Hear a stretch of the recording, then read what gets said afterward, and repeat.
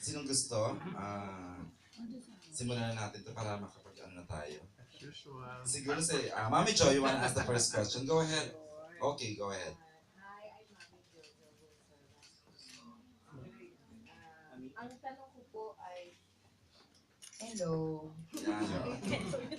Ang itatanong ko po siguro as Jojo and Vincent, no?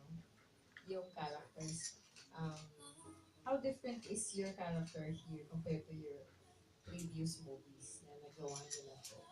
Tsaka, the point of view of an actor, kasi parang, very seldom do I hear na lalaki yung point of view when it comes to emotion.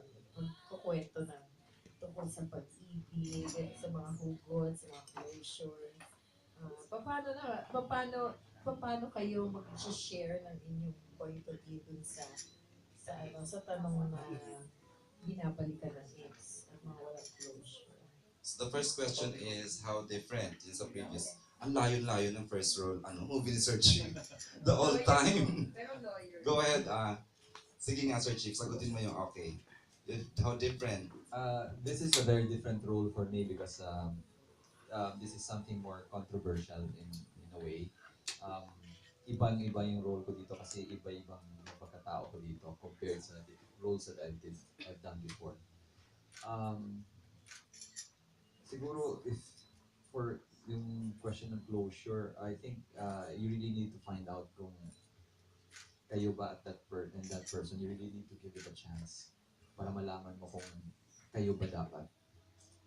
Um, Kasi mahirap eh. If you move on, you might still later on magkano ka na parang what if hindi kami. So you should really find a way na you prove to yourself na hindi na kayo para you can move on. Oh, di ba? Then ikaw. Ako di ko masyado naintindihan yung tanong mo pero ang tarataro ni Sir Chief ang haba ng sagot. Ikaw nga din. How different Ako is... naman po, natutuwa dahil nakagawa ko ng ganitong klaseng pelikula. Yung mga iba ko po pong mga ginawang project, malayo-malayo rin dito. And actually, first time kong gumawa ng ganitong klaseng genre. And laki pa salamat po sa start sa River Films. And masaya rin na nakakapagtrabaho ako kasama yung mga iba't ibang artista na hindi ko pa nakakatrabaho. And dun sa pangalawang question naman po, yun nga, siguro bago mo balikan yung isang tao na nagkaroon ka ng relasyon, kailangan siguraduhin mo muna ulit yung mga bagay-bagay at hindi na mauulit yung mga naging problema dati dahil since second chance na yan, parang hindi na maganda kung hindi mo alam kung magkakaroon pa ng third chance kaya bago mo ituloy, kailangan siguraduhin mo muna yung mga bagay. So, nagdidesisyon muna kayo bago ninyo tinitest o tinitest nyo muna bago kayo magdesisyon? Testing muna siguro. Kailangan masubukan mo ulit. Parang kotse lang yan eh, di ba? Pero decision din yan eh if you want to test it out. You have to decide kung, di ba, iti-test ko pa ba to, bibigyan ko pa ba ng chance o hindi. So you still have to make a decision before you do anything. Ang tingin nyo ba sa point of view ng babae, pareho din ang pananaw, desisyon ba ito, o testing? Paano nyo na-review yung pananaw ng babae pagdating sa ganitong story na binabalikan ng ex? I think women are more emotional, so they go with their emotions, while men are more the thinking type. Iniisip mo na kung worth it ba to or mag-work ba to, parang ganun. Ako naman sa tingin ko, ako tulad sinabi ni Sir Chief kanina, kailangan ng matinding desisyon talaga bago subukan ulit or bigyan pa ng isang pagkakataon yung mga nakaraang relasyon. What do you love about your characters po?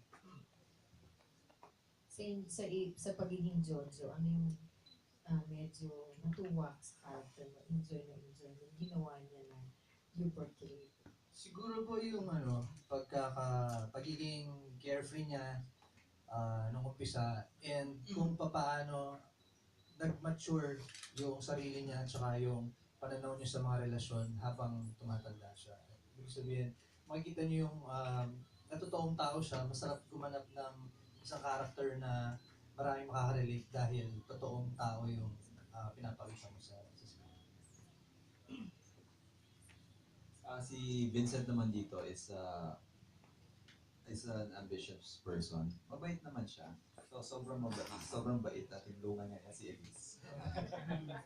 Oh, may spoiler. So, Siya yung hindi, medyo... so hindi kami magagalit kay Hindi naman siguro masyado. Magagalit ba kami kay Jojo? Kay Jojo, hindi naman siguro. Hindi po. Panoorin natin sa Wednesday. Matutuwa kayo sa kanya. Actually, Mapanood niya, Ang spoiler dito, kami mag-end. Okay na, Mami Jo. Meron pa pero sila muna. Sige, babalikan natin si Mami Jo. Next, go ahead. Your name and your blog site para paalam ni Dennis tsaka ni Hi, Richard. Dennis. Hello. Nice meeting you. First of all, yesterday we talked to Maha. Of course, in this same location. We asked her about how you guys have been during the filming of this particular film. Filming and film pa. Sorry. Okay. Dennis, Maha said that siguro you made an effort for you to get a little bit closer kasi nga, since you are actually working on this project. And then Sir Richard, sabi ni Maha, you didn't get to talk that much during the project, but your role is very pivotal. All her decisions will probably end up because you did something for her to actually decide on this film. Siguro, can you tell us about how your character will deal with Maha on this film? And how do you think of her personally? Siguro, we can also Siguro yung- connection lang ng character kasi baka may ano. And then, I mean, yung expectations niyo first, before you met Maha, and when you met Maha, ano ang parang, oh, ganito pala siya. Actually, hindi kami masyado nakapag-usap ni Maha during the whole filming of this movie because limited yung time namin. Nagkikita kami when we're on the set already. But we've worked together before, and we've traveled together before. So we've been friends for 4 years na siguro. From I've been on the girl pa. We've worked together, so we know each other. So there was wala naman ilangan or anything because there's the rapport already. She played your daughter in My Binong. Actually, parang claiming to be my daughter, pero pala. hindi naman pala. She was my secretary or assistant in that. I remember. And Ako naman po, natuwa ako na nung nalaman ko ng mga katrabaho siya dahil meron kami mga projects dati na nakaplano pero hindi po natuloy and finally ngayon natuloy. And naaliw ako sa kanya dahil kahit na meron siyang everyday yung work niya talaga, hindi nawawala yung enthusiasm niya at yung energy pagdating sa set dahil siguro talagang ganun siyang napaka-professional niya na kahit pagod siya hindi niya pinapakita and talagang nag-excel siya bawat eksena. Nakakatuwa rin na very pleasant siya and approachable pag may mga eksena kaming mahirap na gagawin. Talagang napag-uusapan namin kung paano namin gagawin. Very happy to work with her. Maha also mentioned that she learned a lot from you because your kind of attack on the role is very methodical. And she saw that you kind of scribbled on the script. You know, you put highlighters on almost everything. You put markers on it. So yan ang medyo hindi pa niya nakikita sa other actors. What do you think Maha has na you think is like an advantage for people to work with her, for people who got to work with her? Ano meron si Maha, you think? Siguro yung pagiging niya, beautiful inside and out. hindi lang panlabas eh. Parang pag nakilala mo siya, apakabait niya, tukwento, share ng pagkain, lagi siyang masaya. Kaya napakagaan niyang katrabaho at napakaswerte ko na nakatrabaho ko siya. And Sir Chief, with regards to working in this project po, um, since parang medyo May December affair po yung nangyari sa inyo mga Hindi rin naman masyado. or of course you Oo, I was just joking. Ayan. Ano po yung parang thought ninyo sa mga ganitong kinds of relationships? Is this like taboo for you, or is it like okay? It's not really a matter. It depends on the situation. If you both are single and fancy free siguro, and it's the right time, I don't think age is hindrance to a relationship because you've seen lots of relationships that have lasted a long time kahit na yung age gap ang laki. Meron naman din yung magka-age lang kayo pero naghihiwalay ka agad. So, it really depends on the personality of both people. For you guys, what do you think would people learn about this film?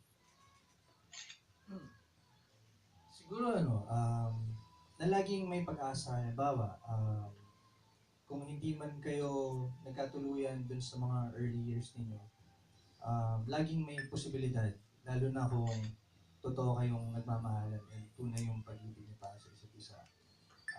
Kahit kinasal ka pa sa iba or merong dahilan na mangyayari kung kayo talaga yung para sa isa. Siguro destiny plays a part or fate plays a part in your relationships also. Somebody may come into your life but it may be just for a reason na tinulungan ka or to make you realize something else. So people come and go into your life for a reason. Let me just raise the hypothetical question.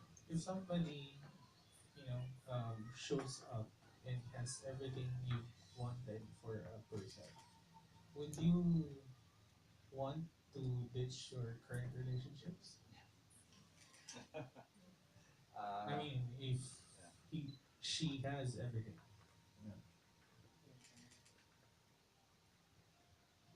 At this stage in my life, siguro it's not an option.